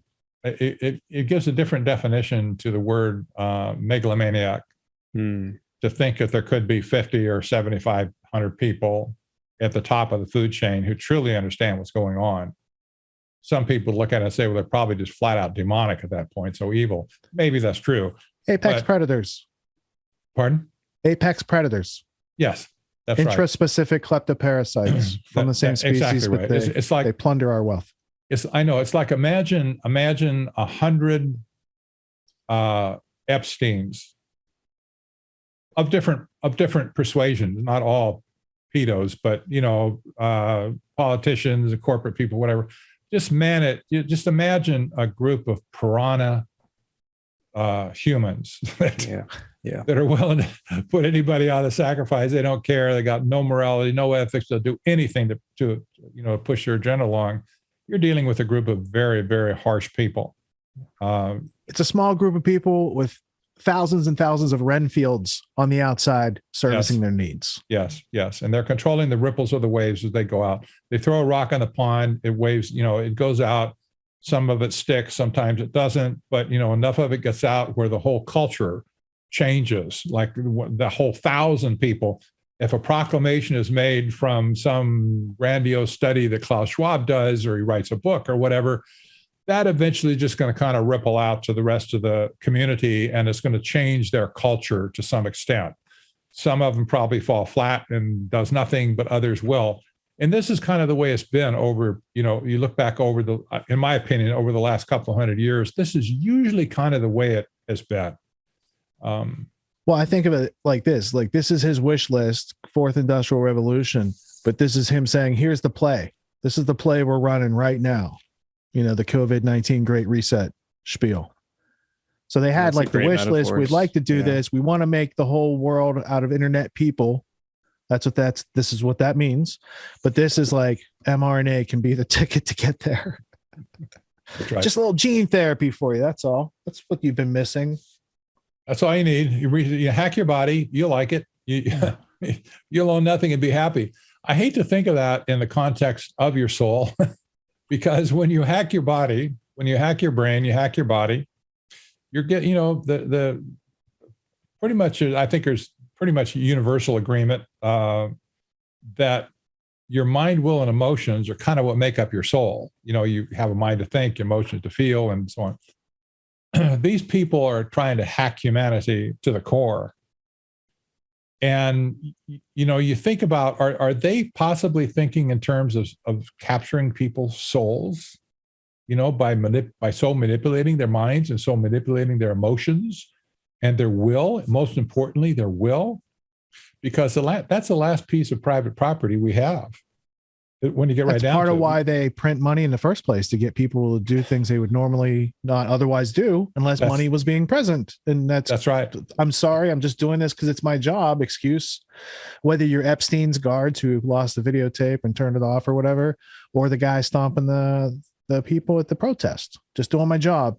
Or the Nazis. They said the same thing. I know it's cliche to bring up history, but when you see things repeat like that, they're similar. It's okay to remark. Well, now it's becoming conspicuous to the metaverse. I mean, we've shown a number of clips.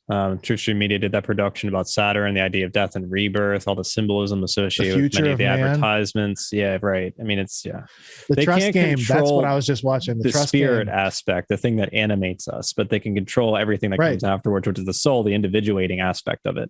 That's what they can control. It's almost like they have a resentment over the fact they can't be God itself, but they'll control everything other aspects. They're separated from God, Tony. That's a good observation.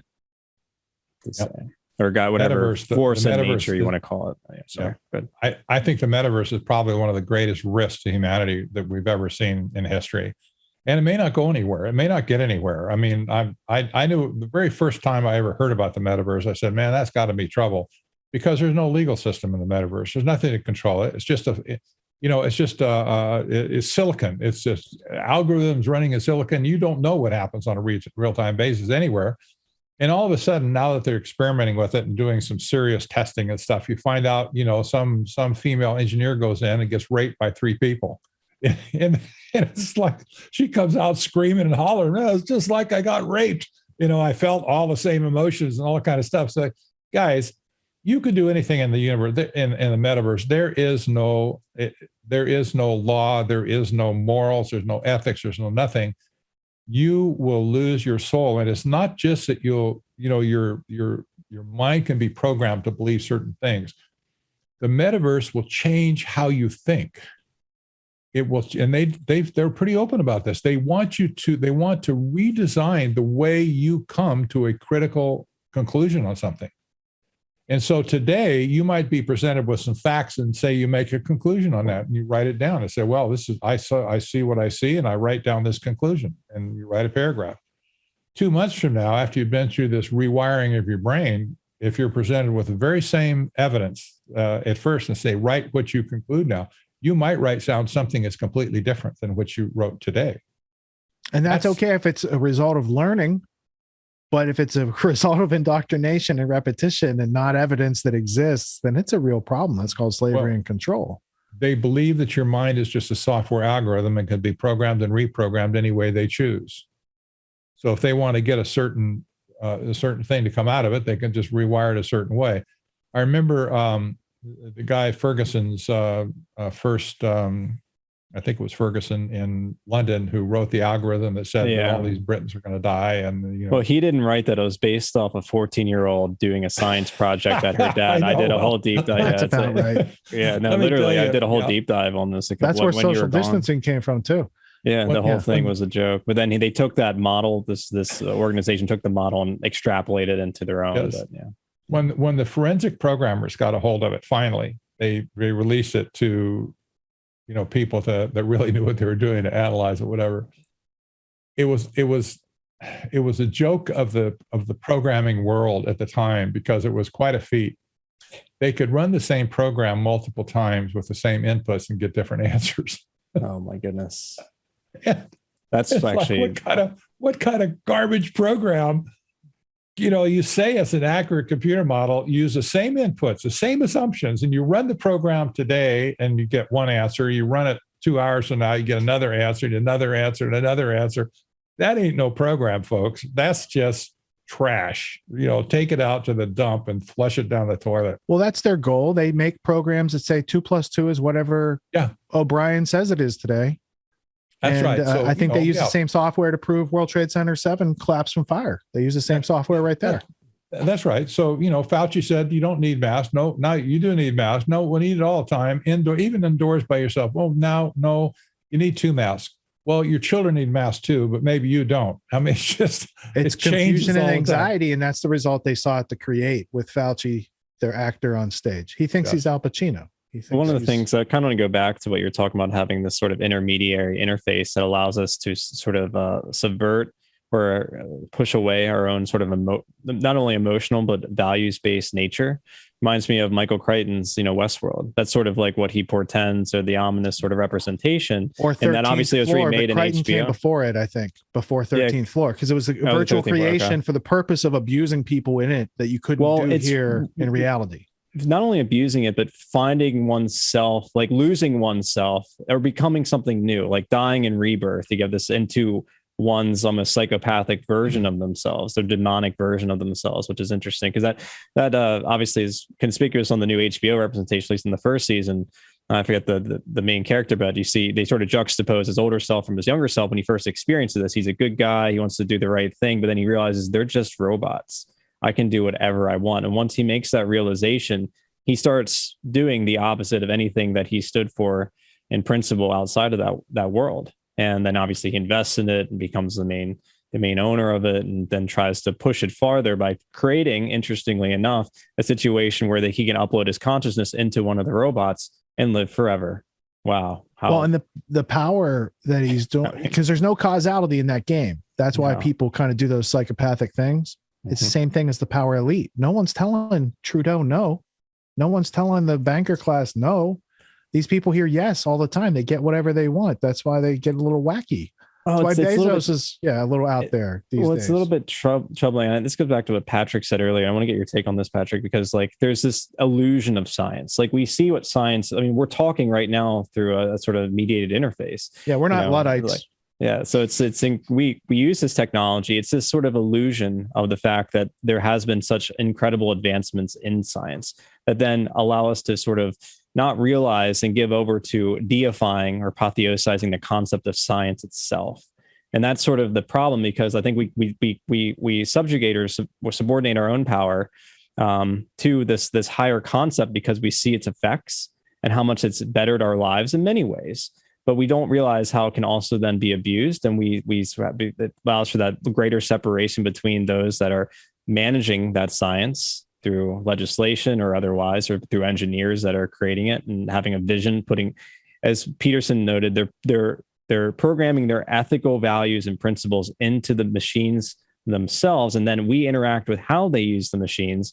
And what type of impact will that have on not only my generation, but then the generations now coming up that are younger?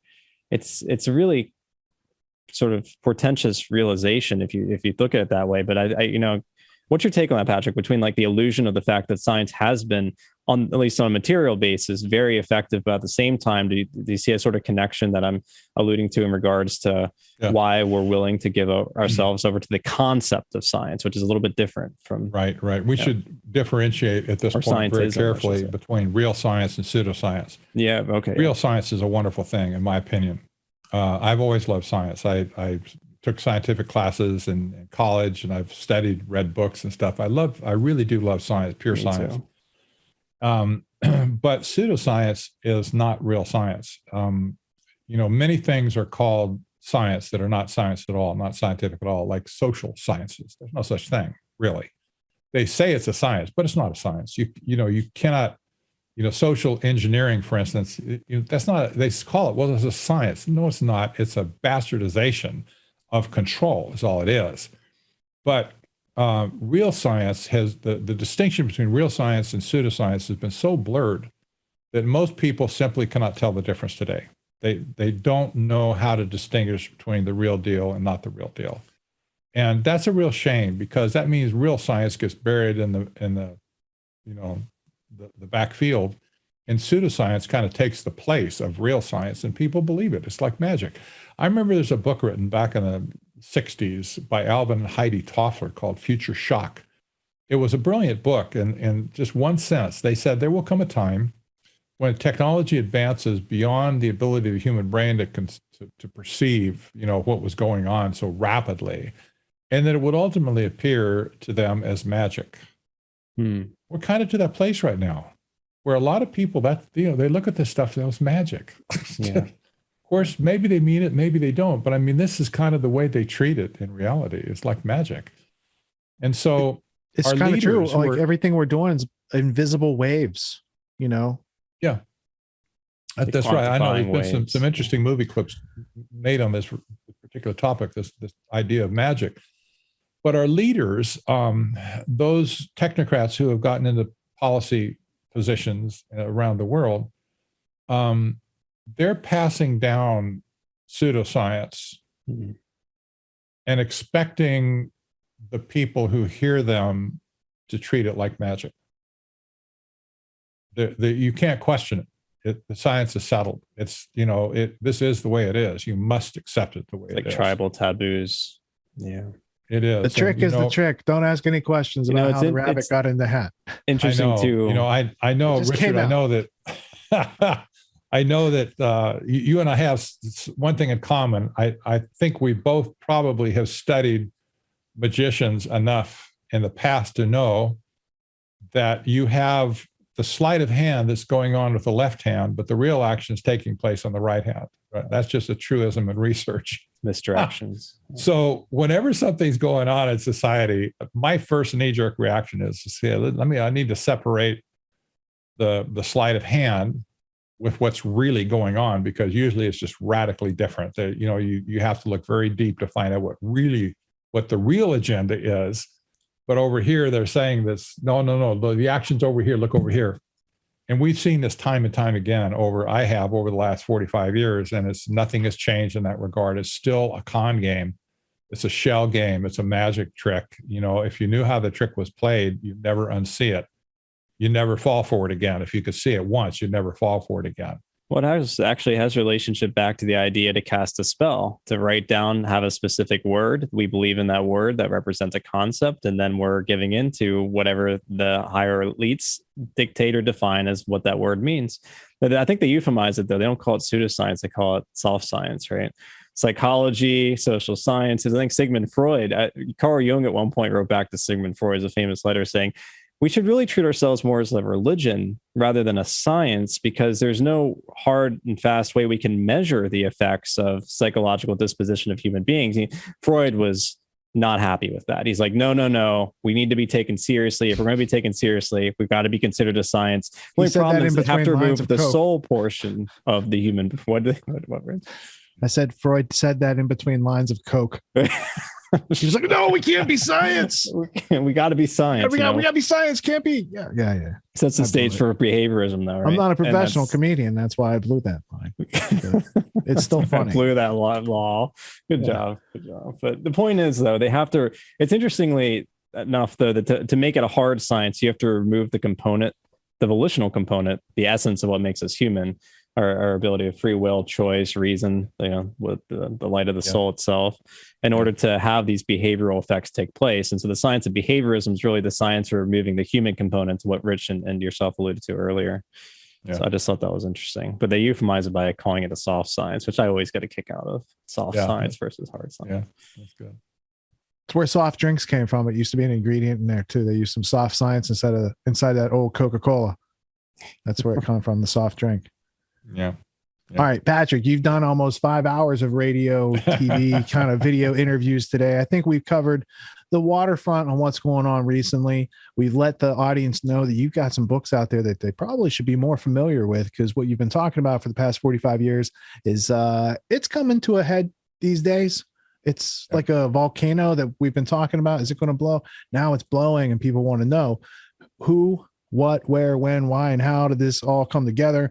And I think you've offered a substantial amount of treasure to the trove of information that's out there. And I'm looking forward to seeing your Nuremberg 2.0 interview from this morning. Your testimony. You'll see one from next week too. I'm going to be sitting at the table again on both Friday and Saturday, both next Friday and Saturday. So there's going to be more information coming out. We'll be talking next, I think, about transhumanism, which is an important part of it. By the way, I'm working on a new book right now called The Evil Twins of Technocracy and Transhumanism.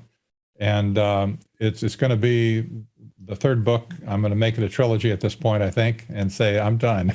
But this is a book that needs to be written. I'm doing it in serial form. It's on Substack, and if you just go to Substack and search for Patrick Wood or Technocracy, you'll find me up at the top of the list. And so, I'm going to take a swing at kind of putting all the stuff we're talking about now. Transhumanism is now obviously a new addition to the Technocracy meme.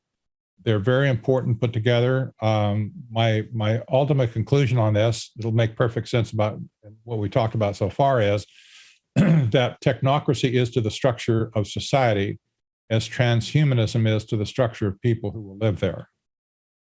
So, I think it's scientism, the middle term. That's in this right. case. Scientism is the middle term. It's a connecting glue. The glue that binds is scientism. You got it. But from Klaus Schwab's point of view, and I take this just from what he said, he's creating the fourth industrial revolution, but that's not enough for him. There has to be a special type of person who can inhabit the fourth industrial revolution. And that's where transhumanism comes in. That's where the two movements have merged. And at this point, I have to say, it's transhumanism is leading the charge, not necessarily technocracy, although it's still going on everywhere. But transhumanism is really what's in our face right now. That's what people are upset about, these mandatory vaccines that, a lot of people just don't want to take them, but they're being forced. That's where the friction is taking place right now. But transhumanism needs to be explored and exported. I don't know where it's going. I did an interview with Steve Bannon on the War Room one day. He was doing specials on Saturday on transhumanism, which I commended him for. Nobody else is talking about it anywhere, but he is. And a lot of people listened to him. When I said, Steve, that's really commendable. He said, I think by 2024, that transhumanism is going to be the major policy discussion that will be taking place in America. I thought, wow. And I still haven't processed that. I don't know what to think about it. But, here's a policy wonk who's kind of been on the inside of Washington. They rub shoulders with all these geniuses and stuff. And he's a forward thinker, there's no doubt about it. But he believes that right now. He said transhumanism is the most existential threat to humanity that we've ever faced. Well, that's pretty radical too. I thought, well, I agree with you there. It is dead serious, and they're all trying to get the shot into our arm, and there's never going to be an end to it. They're going to stick us full of needles. I guess until they run out of needles. I don't think that's like Monsanto, if you've got their product in your body, do you become their intellectual property? Well, that's the issue. They have the precedent set, at least in agriculture. Will they extrapolate that to the human take your farm because you got the seed growing in your soil? I know. And there's lots of legal implications coming down. They've already set all the doctrine in stone about intellectual property, but I'll tell you what, 10 years down the road, if they do a DNA analysis on somebody that's been taking these shots, there could well be a legal battle over that person. Yes. Because they'll be able to, break down the genome and say, oh, you got this one, whatever. And, you got two-thirds of the property is owned by Moderna, and, a third of the royalty goes over here. I can see that being turned into a derivative contract on Wall Street and traded, here, you want the Moderna crowd, here's, buy this package or whatever. Now, in relation to technocracy and transhumanism, how does cybernetics fit in? It just like this, like I said, you can build a superstructure society with principles of technocracy, scientific engineering of whatever society.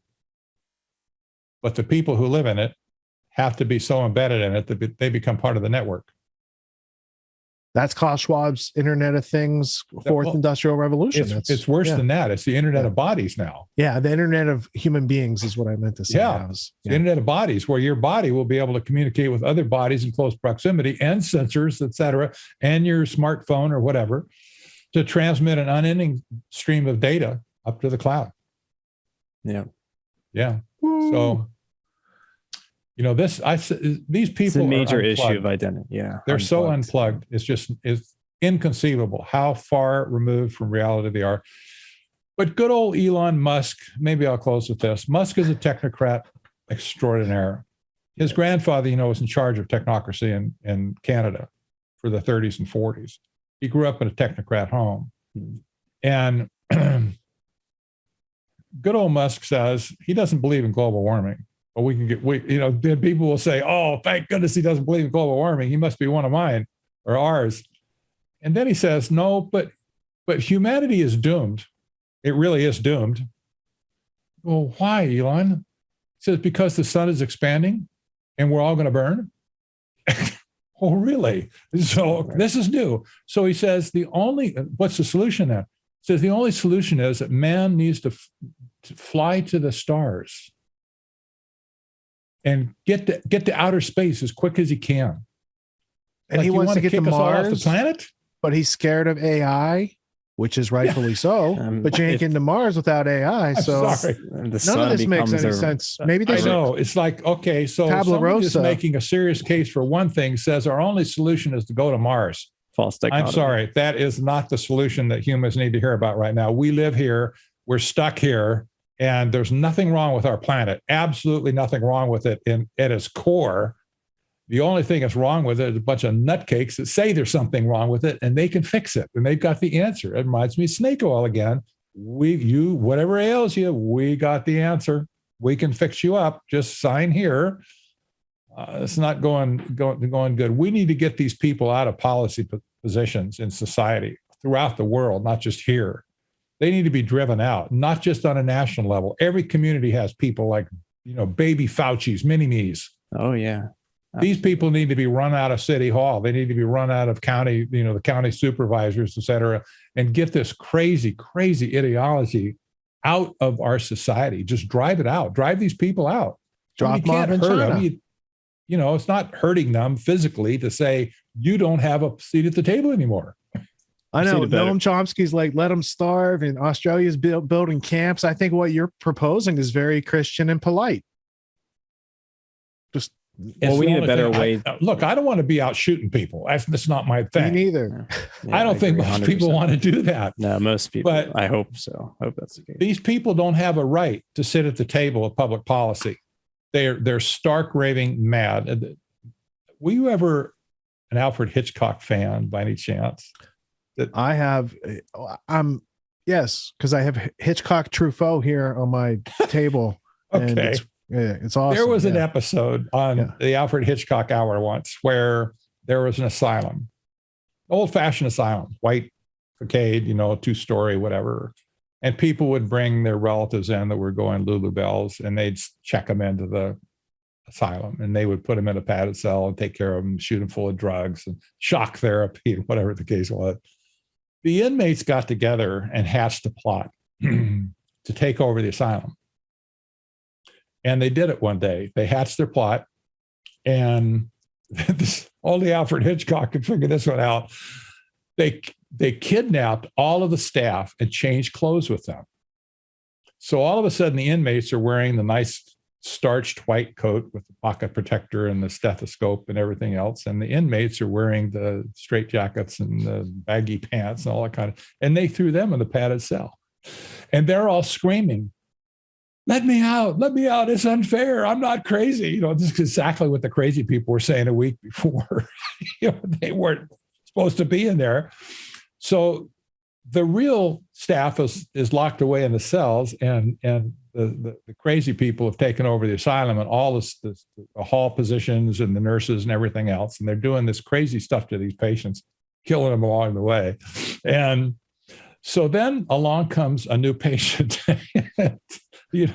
Susie, Mrs. Smith or whatever brings in Uncle Mo, and Uncle Mo has just completely lost his marbles, and he's like, flipping out. He's schizophrenic or whatever. And, oh, doctor, Uncle Mo needs help. Can you help him?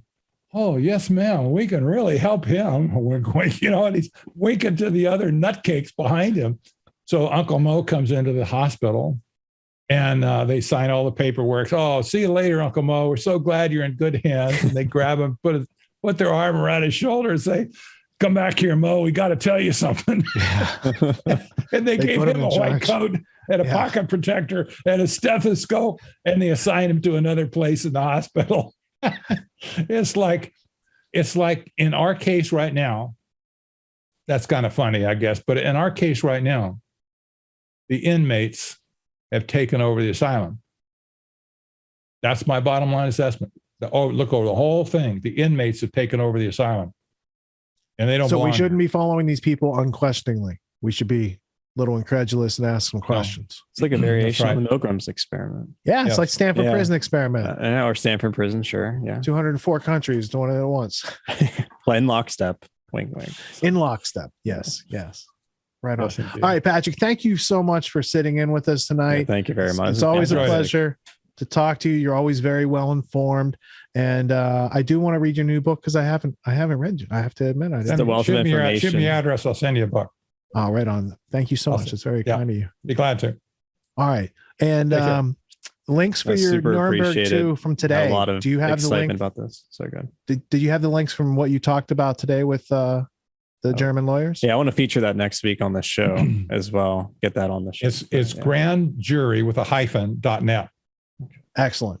grand-jury.net. It's got all the videos listed there with a schedule, and you can listen to the old ones. So, here we go. And where's the best place for people to get your books? Do you want them going to Amazon or your site? Technocracy.news is fine. I sell books and I like to sign them when I send them out, but you can go to any electronic place or even a real bookstore and order them. You'll get them.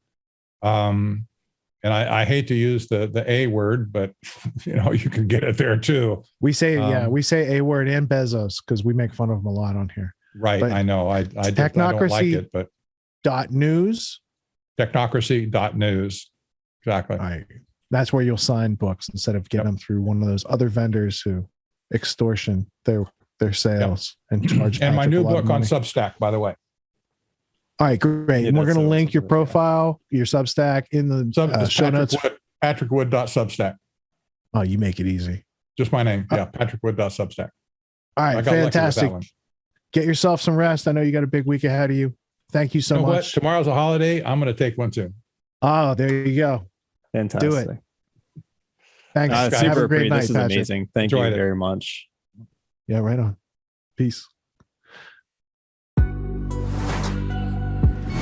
What makes the Grand Theft World podcast unique, invigorating, exciting, and informative? Most other podcasts out there are either doing straight up interviews or they're just covering the daily news. They're covering current events from the day they happened. And that is effective. It's useful. It's a great starting point. And then sometimes these current events change during the week past the first story. So we like to give it a little time. You have to wait till some of the dust settles on these stories in order to give them accurate coverage. And the other thing that's really missing in the media landscape is covering the articles that are coming out every day. That's great. That's necessary. But who's bringing in contextual history so that you can understand what has been going on for decades and decades to lead up to the machinations and actions that we see unfolding today? So what we do here on the podcast is we cover current events. Many of these things are censored, but we wait about a week. As a forensic historian, I focused mainly through my career on the history of globalism and collectivism and things that they call maybe the New World Order.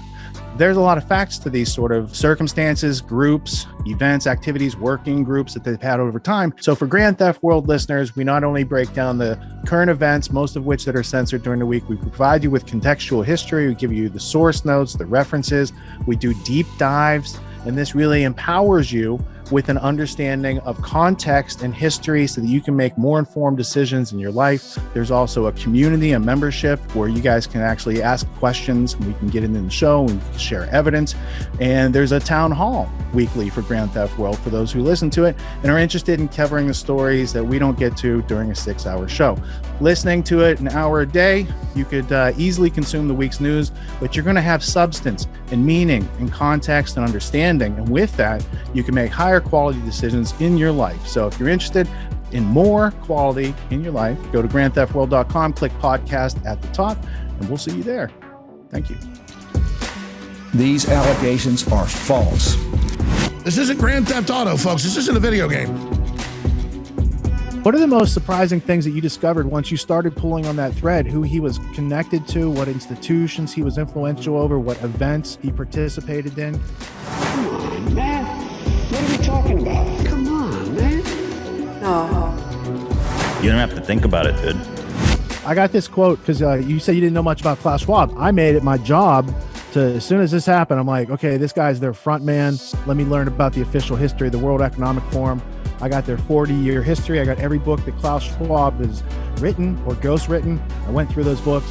This is one of the most interesting passages. Come on, man. Come